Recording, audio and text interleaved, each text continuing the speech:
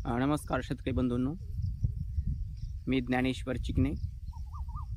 तर आपण पुढील हवामान अंदाज पाहू।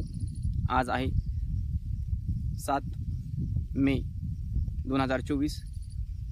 तर आपला हवामान अंदाज आहे 16 मे पर्यंतचा।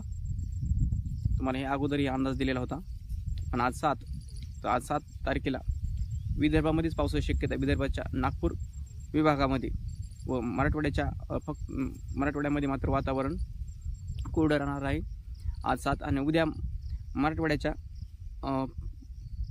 नांदेड आणि लातूर या जिल्ह्यामध्येच थोडे आभाळ दिसून येईल। एका दोन ठिकाणीच, फक्त लातूर आणि नांदेड एका दोन ठिकाणी तिथं पावसाची शक्यता आहे वादळी स्वरूपाच्या। तर 9 तारखेला मात्र मराठवाड्यामध्ये मात्र पावसाचं अवकाळी पाऊस हा मात्र वाढायला दिसून येईल। त्यामध्ये मराठवाड्यामध्ये परभणी, जालना, छत्रपती संभाजीनगरपर्यंत हे ढगाळ वातावरण म्हणजेच आभाळाचं वातावरण, हे वादळी स्वरूपाचं ढगे दिसून येतील तुम्हाला। आणि हे पाऊस सर्व दूर नसणारा पाऊस ठिकठिकाणी वादळी स्वरूपाचा पाऊस पडलेला दिसून येईल। आणि हा पाऊस आपल्याला जोराचा सुद्धा नाही, तर हा 9 तारखेपर्यंत म्हणजे विदर्भापासून पाऊस आपल्याला सुरू होत आहे। विदर्भ मराठवाड्याच्या पूर्व भागापासून ह्या अगोदर तुम्हाला मी सांगितलेलं होतं की आपल्याला जो पाऊस येत आहे तो पूर्वेकडून येत आहे। आणि दक्षिण महाराष्ट्रामध्ये सुद्धा 9 तारखेपासून पुढे थोडे म्हणजे सोलापूर जिल्ह्यामध्ये सुद्धा आपल्याला थोडे ढगाळ वातावरण म्हणजे ढग आलेले दिसून येतील। एका दोन ठिकाणी पावसाची शक्यता।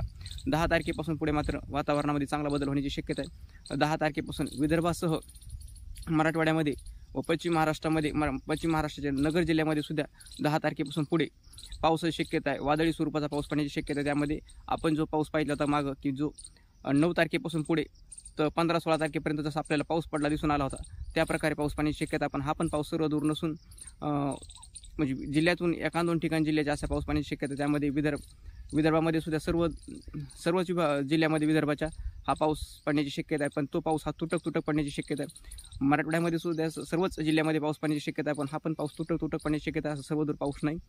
आणि पश्चिम महाराष्ट्रामध्ये सुद्धा पाऊस पडण्याची शक्यता आहे, म्हणजे 10 ते 16पर्यंत हा पाऊस पाण्याची शक्यता आहे। पण हा पण पाऊस वादळी स्वरूपाचा पाऊस म्हणजे शेतकऱ्यापासून पाऊस मात्र जास्त नाही ह्याच्यामध्ये। आणि 13-14 मात्र थोडं वातावरण आपल्याला अजून जास्त वाढलेलं दिसून येईल।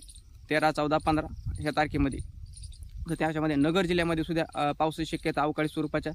नगर, सोलापूर, कोल्हापूर तसेच मराठवाड्यामध्ये छत्रपती संभाजीनगर, जालना, बीड, परभणी, हिंगोली स्वरूपाचा पाऊस पाण्याची शक्यता आहे। पण हा पाऊस असा एवढा जोरदार पाऊस नाही, वाहणी स्वरूपाचा पाऊस नाही की जे आपल्या शेतातून पाणी वाहून जाईल असा पाऊस पडेल असं बातमी येत होत्या। पण तसा पाऊस पाण्याची शक्यता नाही। क्वचितच एका दोन ठिकाणी तसा पाऊस पाण्याची शक्यता आहे। तोही विदर्भाच्या नागपूर विभागामध्येच, नागपूर विभागात किंवा अमरावती विभागामध्येच। इथं मराठवाड्यामध्ये तसा पाऊस पाण्याची शक्यता नाही।